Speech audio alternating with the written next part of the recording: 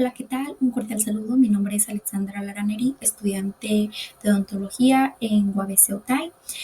Pero pues en esta ocasión estaré hablándoles un poco sobre otro tema que sería reconocer las implicaciones éticas de la ciencia de datos durante el proceso de recopilación y análisis de datos. Aquí nada más una pequeña tabla de contenido de lo que estaré hablando a continuación y una pequeña introducción. El análisis de datos es fundamental para la toma de decisiones porque se basa en el estudio de diferentes tipos de datos como los estructurados y no estructurados que en nuestro día a día siempre nos van a estar ayudando. Por ejemplo, a nosotros como estudiantes nos ayuda a tener una mejor entrega de trabajo o investigaciones que nos pida nuestros docentes. ¿Cuáles son los tipos de datos que existen? Tenemos el primero, los datos estructurados, que aquellos son más fáciles de almacenar porque dependen de un modelo o un esquema fijo y se almacenan en tablas o bases como archivos de Excel. Tenemos los datos no estructurados, que son todo lo contrario, no encajan fácilmente en un modelo de datos y su contexto puede variar.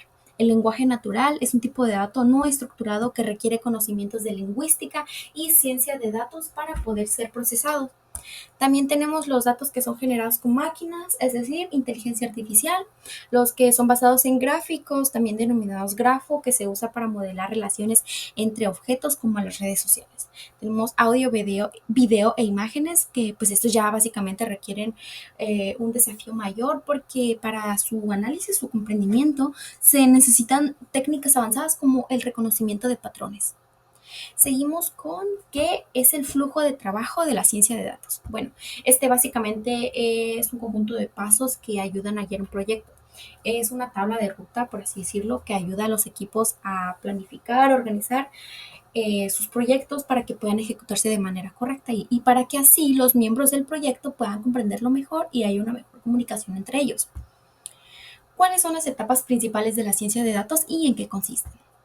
Tenemos la primera, la recopilación de datos, en donde obtienes datos de fuentes confiables como bases de datos o almacenes que aseguren la calidad desde el inicio. Tenemos la preparación de datos, en donde limpias y organizas los datos crudos para que se puedan eliminar errores o información incompleta para que sean de alta calidad.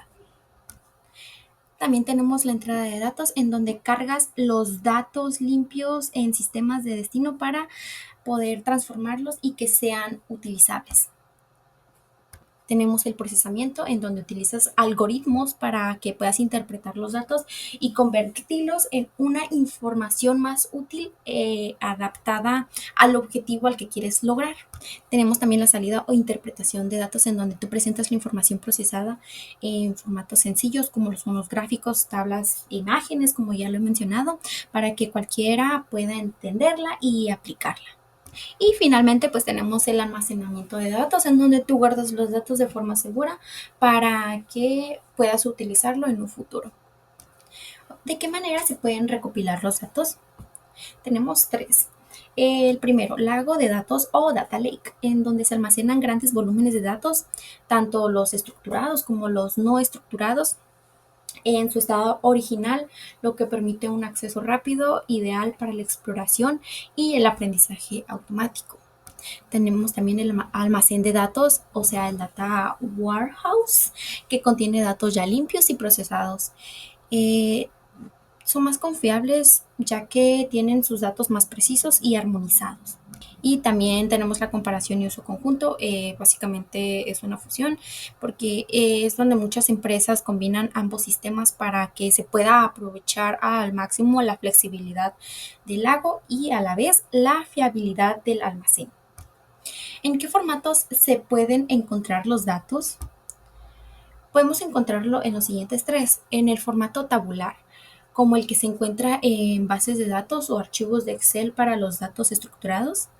Los podemos encontrar también en el texto libre, como el de un mensaje de una queja por un correo electrónico o conversaciones estrictas que corresponden a los datos no estructurados y al lenguaje natural.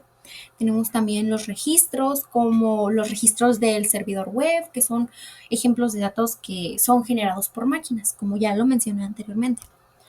¿De qué manera se almacenan los datos? Ok, tenemos dos maneras. las bases de datos, que son un lugar donde se guardan grandes cantidades de información de manera organizada, y el almacén de datos, que es el data warehouses, donde son repositorios de datos de una o más fuentes que se usan para el análisis de inteligencia de negocios. Y finalmente, ¿cuáles son los aspectos éticos que debemos considerar al momento de almacenar los datos? Tenemos los siguientes cuatro. El primero, la integridad y transparencia. Las organizaciones deben actuar con honestidad sobre cómo y para qué se usan los datos de los usuarios, para así proteger los derechos de autor. Tenemos el uso ilícito y aceptable, en donde se debe cuestionar qué constituye un uso ético de la información, ya que lo que se considera aceptable a veces puede variar según la cultura del tipo de dato. También tenemos la supervisión humana, que aunque la inteligencia artificial pueda tomar decisiones complejas, siempre debe existir una supervisión humana para poder obtener un almacén de datos más correcto. Tenemos finalmente la conciencia del impacto. Es crucial que todos los involucrados sean conscientes de las implicaciones positivas y negativas del desarrollo tecnológico y del uso de los datos. Y finalmente aquí tengo el conjunto de las referencias. De igual manera en cada imagen estaban las referencias. Y muchas gracias.